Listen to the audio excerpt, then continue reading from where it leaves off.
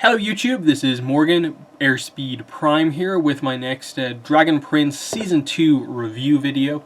This is going to be for the last 3 episodes of Book 2 Sky, which are called Fire and Fury, The Book of Destiny, and Breathe. I thought it was a pretty good ending to the season. I think I feel overall very similarly about Season 2 to Season 1 with regards to a lot of what's going on here. I think is really interesting. I think the format of them making these 9-episode chunks and trying to call them like a full season doesn't work all that much, because like I explained in the previous 2 videos, to me the first 12 episodes, so all of Season 1 plus the first 3 episodes of this season, feel more like a complete season. And so it feels like we only really have like 6 episodes of progress in, I suppose, what you would really call like the second season. And then we've sort of ended in mid-air again. But I don't think it's quite as bad as it was with the Season 1 kind of cliffhanger. This one at least feels like, okay, this is an okay-ish point to end on. But it's definitely a little odd that like episode 7 is like fight against the dragon, big stuff happens. 8 is more of like in Callum's head, and then there's some notable events, of course, that happen in episode 9. I just find it odd that like one of your big kind of like action scene right at the end is just like running across a kind of magic path on lava. It obviously created the scene for Zim to kind of, you know, fly for the first time, Callum to use his magic to support him, and that worked. It was just like we very much end with like, oh yeah, we're here. Hey, here's the dragon that has been in all the promo material for the show, and Rayla knows exactly what this dragon is. It's one of those things where it's like, cool, I really want to know what's up with the dragon, but how long are we waiting for Season 3? Again, I've literally just finished watching it, so I haven't even looked to see if there are any like promo stuff up about like if they said anything about Season 3. But I hope there's not as long of a wait here. I hope they manage to get into a thing like Voltron did, where it was eventually like really fairly quickly getting through the seasons, especially when there's so few episodes per season. I hope they manage to kind of put them out on a kind of a better schedule. But yeah, let's get into some of the stuff here. The most notable stuff here is, of course, Callum uses dark magic and basically in the aftermath goes into a coma where he sort of fights to save himself from being corrupted by using dark magic, and then gains an understanding about how to actually unlock primal magic within himself. While this is happening, Soren fights the dragon. He gets injured. He's actually paralyzed from like the neck down, and it's basically Claudia trying to heal him as Soren kind of goes through a little bit of a kind of growth, accepting this injury that's happened to him. I thought it was a kind of interesting and big decision to just commit to a very big injury to a character like that, of just, he gets knocked against this rock by the dragon, obviously huge hit from a giant dragon, and he's just out, like he cannot feel anything below his neck. Really intense, and they created a lot of emotion around that, with just Claudia kind of in a way being unable to accept this, then being unable to heal him with what she has on hand, the doctor revealing that he'll never walk again, but her wanting this to happen, especially seeing him go through this sort of crisis of confidence in a way, as he accepts that, like, in a way, I'm happy that I'm free now that this has happened, because now I can't be held responsible for not going ahead with the secret mission that Viren gave him, that he has to kill the princess, and he reveals that to Claudia, and they both again express a bit of doubt about their father, but by the end, they after he is healed, they still are both going back to their father. But now what's interesting is that they're going to be going back, and their father is in prison now. He's been captured. So that is an interesting one in terms of, like, are they going to be seen as enemies as well? Are they going to be imprisoned here? Or are they going to realize that this is happening and be sort of out on their own again? They could go either way with it, but it's very clear at this point that there's enough doubts in play where they are very much in this kind of unique neutral position of, like, they still want to support their father, but they are close with Callum and Ezran. And that's what was nice about the scene between Ezran and Claudia, of them talking about things, because Ezran gets the reveal that his father is dead, and he gets it from the tracker guy arriving and calling him king. And we get, I suppose, Rayla having to deal with the fact that Callum's out of action, who knows what's going to happen to him, plus this emotional thing happening at the same time. So he goes off on his own, communicates with some of the animals, and that's where he connects with Claudia. And Claudia actually gives backstory on their mother, that they basically divorced effectively. Soren decided to stay with their father, and the mother basically made up Claudia's mind for her to stay there with them, and she left on her own to seemingly be happy. But it was a tough thing for her. And I think they've done a great job. I think definitely the best characterization in the show I would definitely give to both Soren and Claudia, for just the situation that they are in, of these kind of conflicting goals that they're being given, in terms of, like, they have to kill their friend, but they are friends. And as I said in the first group of episodes, I am a little bit invested in, Callum and Claudia's relationship, and that, when it comes to shipping, I get a bit more from that than I do necessarily Callum and Rayla, at least right now. We did get the scene here when Callum wakes up, like just before he wakes up, where it seemed like Rayla was just about to say "I love you" to him, which to me felt super sudden in terms of, like, in terms of romantically, that felt like really, really quick, if that's what she was going for. If it was more of a, I really care about you because of, I suppose, how close we've become, and, like, she's on her own, like, away from her people, and in that sense, that's fine. But if that's meant to be just full-on romantic kind of crush type thing, I haven't got a lot of that for the most part up to now. And that is maybe partly just because of the way they've characterized, I think, both characters and their relationship. There's been, like, some nice supporting moments between them both, but full-on romance, I don't think there's been anything quite on the level of the kind of Callum Claudia stuff. But yeah, I suppose we're talking about Soren's injury. They resolve this by Ezran using his kind of animal skills to lead her to the, I suppose, living thing, the plant / animals that she knows that she'll be able to heal him with. She sends Ezran off on his own, and reluctantly here, in that this is a use of dark magic where, like, it's not just her sort of callously doing it. She learned a bit from Ezran, and there's a bit of, apologetics going on here, in terms of this is definitely her kind of questioning the dark magic a little bit, but knowing that this is the only way to fix her brother. And you see that it has an effect on her, that she's obviously been through this enough and has experienced some of what Callum is going through, and to see basically her begin to almost get as corrupted as Viren. That's like the path that she's heading down if she continues to do this and use more powerful effects and so on. That to me is very interesting, because now that Callum has sort of awakened his powers on his own, it's kind of something he can now teach Claudia to sort of help her stray away from the dark path she's going down, if they have them interact again at some point. I suppose it's all about what happens before that we get to that point. So that was a sort of significant thing, in that, like, she's reliant on this. This is all she's known. She's sort of very convinced with the idea of, like, no, I can't awaken any actual magical power, so I'm just going to do this dark magic. Callum has kind of shown this other way. And as far as that goes, I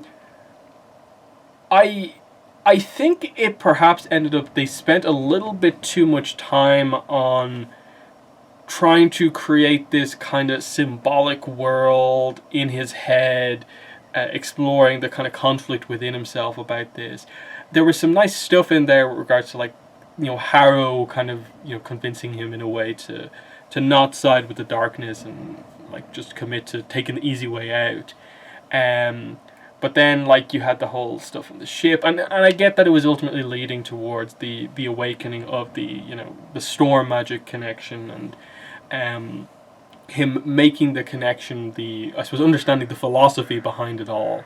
I think they could have done a better job at giving the explanation in terms of, I think just in general, the whole source thing and how it necessarily works, because Callum just seems to be like, oh yeah, I want storm magic and this is how I'm going to do it. But are they basically saying that, like, if he has this same awakening with all of the other types of magic, he can just learn them just as easily? I'm not really sure on that. That's what's sort of confusing me in this, and that I don't feel it was like this really clear cut, like, world building, this is how things work example. It was a little bit kind of mumbo jumbo-y of just like, the world is connected, so everything related to, like, storm and wind is connected. I thought I was going about it this way, but I'm actually, I'm trying to find my wings, but I am the wing. And it's like, okay, I get what you're going for here, but it's not as clear as it perhaps could be in terms of helping us to, like, understand the nature of magic in this world and, like, the human connection to it and so on. But I think it was just interesting that it basically implies that you can just awaken magic if you want, and then, like, is there any limit to it beyond just basically effectively meditating or, like, dreaming and having this experience? Like, was there anything significant to the fact that, like, he had to kind of, in a way, go through this, like, dark magic path to get into this state to awaken it? Because, like, there was nothing, like, inherently, like, storm going on. The other thing would be, like, is the cube helping somehow? Like, is the cube like acting as a key to unlock this ability within himself? That's another interesting thing, because again, this is where the connection to Aaravos is made, in that the letter revealed that this cube belonged to Aaravos. We understand that the guy in the mirror is Aaravos, and we see him right at the end using multiple different forms of magic through Viren, but he's the one actually casting them through the mirror. What are we meant to take from that, I suppose, is the real question here. There was definitely some nice mysteries with that, of just, he reveals his name to Viren, he sends the kind of centipede-like thing through the kind of blood sacrifice thing, and that's how they can actually speak to each other, because the centipede thing in his ear communicates his voice across. I think I said it was a she in the previous videos, but it's revealed to be a guy. But I think it was just interesting. It's very, like, vague. It's very mysterious what exactly is going on here, in terms of he is just kind of not saying anything and letting Viren just kind of make these assumptions for himself, and kind of drawing out Viren's desires, and I will help you, but there's this sense of, like, chaos that's going on in all of this. But Viren is listening to him at every single point, including when he potentially had the opportunity to kill everyone and get out, but he listens to Aaravos when Aaravos says to just give up when he's captured right at the end. So there's obviously something being planned here, and how is that going to link into Claudia and Soren coming back? They have the dragon horn with them. They seem to be implying that that's going to make for some sort of really powerful piece of dark magic using that. But yeah, and I thought that, like, Aaravos in general across the season was one of the more interesting things. But I think they're perhaps being a little too vague about just, like, world building type stuff overall. I think it feels like a lot of this kind of explanation of like how magic works and stuff like that could use an extra pass in like the writing room to just make it a bit more clear and less kind of esoteric or something like that. Like it's just less mumbo jumbo-y of just like, we're trying to be like meaningful here, but we're not really saying anything. But yeah, the bits I liked, especially towards the end, was I really liked Ezran making the decision that now that he's king, to not just go ahead with the mission, understanding that now that he is king, there is a significance to that role, and as much as he's young, he is going to go back and do what he needs to do, even if that means like handing Zim over to his brother and Rayla to go on their own on the rest of the quest. He has to add that stability back to his kingdom with his father gone.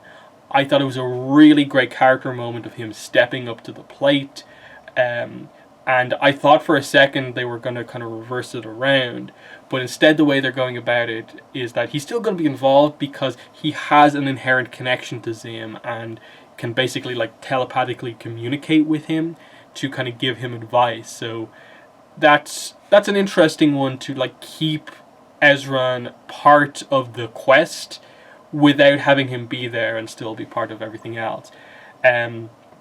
Which again is going to be fascinating to see what they do. Viren's been captured. The king is returning. The new king is returning. How are they going to go about doing this? Because Ezran is young enough to where it's not even a case like the girl who's the queen of Duran, where like she seems a decent bit older than Ezran. So there's going to have to be some sort of advisor to Ezran in this case, and who is that going to be? That's what's going to be super interesting. I want to say Amaya, but she's out fighting the Sunfire Elves, which I suppose was another thing that like was kind of just left there. I really, over the course of this season, didn't know exactly what to make of that. Like, the Sunfire Elves, like, it made for some cool fight scenes, and it was, like, I suppose, presenting this idea of the situation we're in now is dealing with the aftermath of the death of the Dragon King, and that is the different elves moving in on human territory to make up for what's happened. And you have a lot of characters talking about this, cycle of revenge, cycle of hatred that needs to be stopped, and the way that that's going to be stopped is by delivering the Dragon Prince back. I thought they could have done something by having the Sunfire Elves kind of explain themselves a bit. They came across a bit too villainous here, just by like attacking and there being no characterization to it. And then even the fact that like Amaya doesn't speak and no one around her is speaking as well is just like, it just made me kind of go like, okay, that's there to create a threat, but they didn't communicate all that much to me. But anything else? So like, of course, we end. Callum has access to sky magic. Basically, that's why the book is called Sky, which is nice. The Zim can fly to a certain degree now. Has a minor access to sky magic himself with the kind of crackly licking and stuff like that. Rayla, there wasn't a lot of like direct character stuff with her beyond just that she wants to fulfill this mission, and then I suppose in the background she is thinking about, I suppose, where her destiny lies. Like, what does she want to do? She's not an assassin. What does she want to be, in a way? So that's interesting. You have, I suppose, Soren and Claudia heading back home, but they're heading back home into a mess with their father captured, outed as a villain, whatever he's going to do with the worm still being able to talk to him, and so on. Ezra's returning back as king, and you have still, I suppose, both sides of the world heading for war. There is a lot going on here.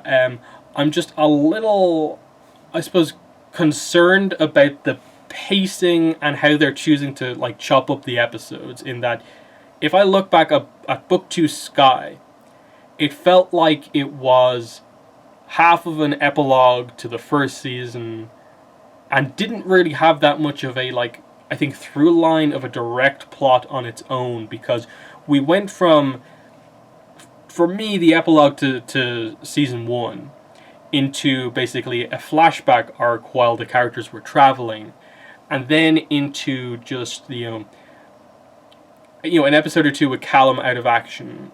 Ezran kind of runs away for a little bit.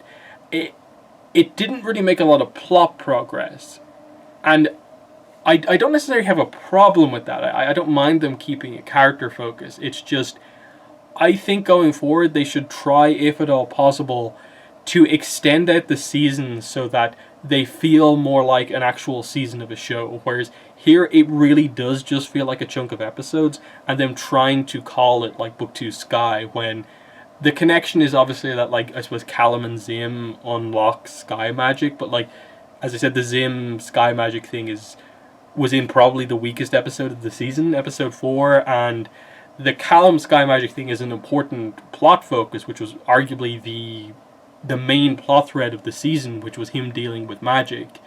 But it was a very small plot in the grand scheme of things, which was basically, I broke the stone. How do I do this? Explanation of what primal magic really is. Then he reads the letter.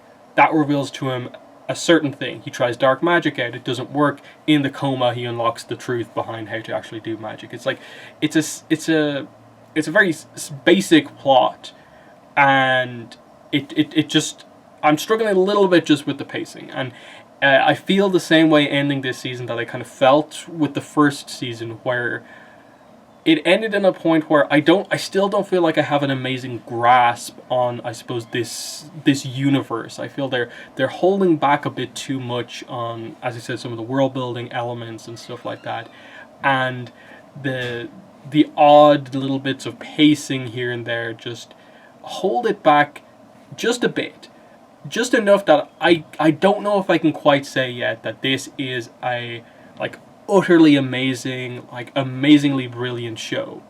I think it's very, very good, but something's missing for me in terms of, like, this is one of my favorite shows right now. And I'm still trying to really pinpoint what exactly it is.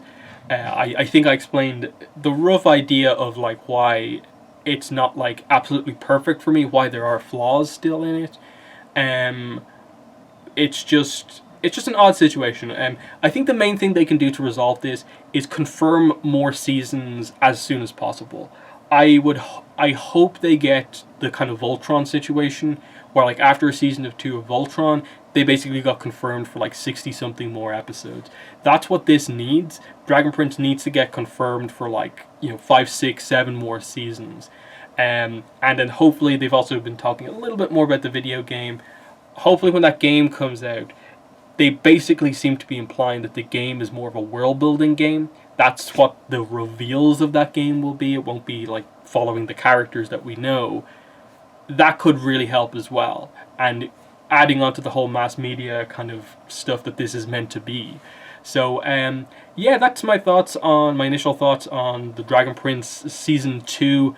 I will have another video. It'll be probably middle of next week, covering more of my thoughts overall when I get a chance to rewatch it over the next couple of days and form full thoughts, because obviously doing videos for like the first 3 episodes, then the second group of 3 episodes, then the last group of 3 episodes, it's a little bit of a disjointed watching of it, in that, like, I'm kind of forgetting almost stuff that's happened in the earlier episodes and so on. But I feel fairly confident about how I feel right now, and that I'm still really enjoying the show. It's just it's not fully exactly, I think, where it needs to be just yet. So I'm not going to go overboard with the praise for it, but I also, in the grand scheme of things, I really don't think there's a lot to, like, hyper criticize here. They fixed the main problem with the animation, and over the course of the season I really didn't notice any problems. A lot of good character stuff going on, just some kind of vague world building and stuff like that. Some of the pacing stuff I think is holding it back a bit. But they're my thoughts. In the comments, what were your thoughts on Dragon Prince Book 2 Sky? in the comments let me know. But that's been the video. Thanks for watching, and bye.